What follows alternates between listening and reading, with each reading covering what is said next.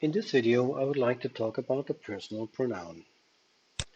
For sure you are familiar with this chart. Singular, first person is I, second you, third he, she, it, while the plural versions, first is we, second you, third is they. In this lesson, I want to talk about the German point of view, the grammar, the logic, and the usage of these. So first, what is a pronomen good for? Pronomen is the German word for pronoun. Pro means instead, nomen the noun. So, for example, for the nomen I, the pronomen is the same word. I speak German. For the nomen you, the pronomen is the same. You speak English.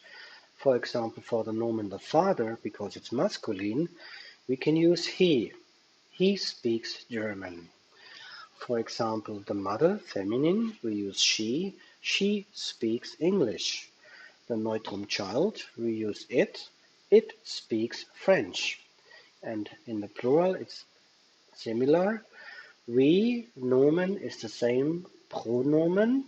We speak German. You, like above, second singular, second plural. You is the pronomen the same. You speak English. For the nomen the parents, which is a plural, we use they. They speak French. For sure you know that. So what's the German pronomen that matches the English word? I is ich, you is du, he is er, she is sie, sounds almost alike, it is es, we is wir, sounds also alike, you in German is ihr. And you can already tell that this you and this you is the same, while here the du and the ihr are really different words. So that's easier to understand if we mean singular or if we mean plural. And the they is the German sie. So now we have a confusion here. Third person female sie is the same as third person plural. And then we have something that the English language does not have. We have a formal version of a pronomen which is sie, and in writing it's shown with a capital S. So, for example, the English would say, "Who are you?" And then, in order to express respect, they ask, "Who are you, ma'am?" or "Who are you, sir?" While the Germans ask, wer sind Sie? And this Sie at the end is an expression that we are approaching this person formally. Sie, formal. So, and this Sie is used in singular as well as in plural. I'll show that later. English does not have that.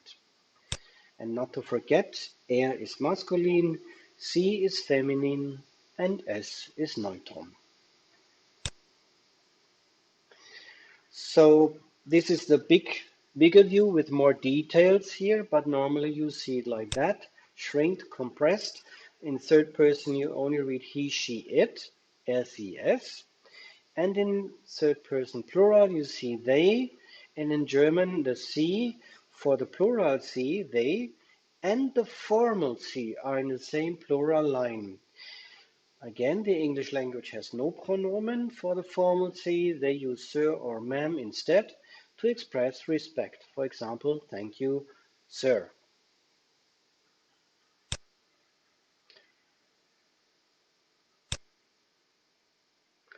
So in this example, I want to explain how come that this sie is here in the last line. To explain this, I use the German word gehen. In English, to go. I go. In German, ich gehe. Du gehst. Er, sie, es geht. Sie geht. Es geht. Wir gehen. Ihr geht. Sie plural or sie formal gehen. As you can see, this gehen is the same as the infinitive. It's used here and it's used here. This is the reason why the formal sie is here in the last line plural, because it uses this infinitive. As you can see, formal, sie gehen. a polite way to approach people. So the reason why it's here by grammar, sie uses third person plural because of using infinitive like sie. That's the reason why in the grammar view that we always see, even the German formal sie is in third person plural by grammar. But when you look at it by the logical point of view, you will see that actually the sie is second person singular and also second person plural. I come to that in a while, you will understand it better. So if I would say in English, du gehst, you go, or formally you go, sir, then you would use formally also here in second person singular. That's why the C, formal C, is actually second person singular by logic. And same here, plural, if there are several persons, ma'am, sir, you go. That's why the plural is also Sie gehen, Sie gehen. So by logic, Sie, the formal Sie, is second person singular as well as second person plural, because the usage is they are talking to somebody. Second person is talking to somebody. On my next chart, you will understand what I mean. So by grammar, I repeat, it's here by grammar because it's using the infinitive. This is how you see those charts. But by logic, the formal C is second person singular or plural. In this chart, it's visualized. First of all, the pronomen in English that you know, I, you, he, she, it, and the plural versions, we, you, they. The German equivalent is I is ich, you is du, he, she, it, er, sie, es, and in plural we is wir, you is ihr, they is sie. And now look at these persons talking to each other. Non-formal right now, du, you, he's talking to him, you. And in plural also he's talking to the both of them. Plural. This cycle shows that. This graphic shows they are really talking to each other. So, and when we would use C, the formal C, it would be in this position. Non-formal du or formally sie. Same here. Non-formal ihr, formal sie. And still the C in the grammar chart is here in third person singular, where actually by logic it's on the wrong position. So we're going to look at this from another point of view.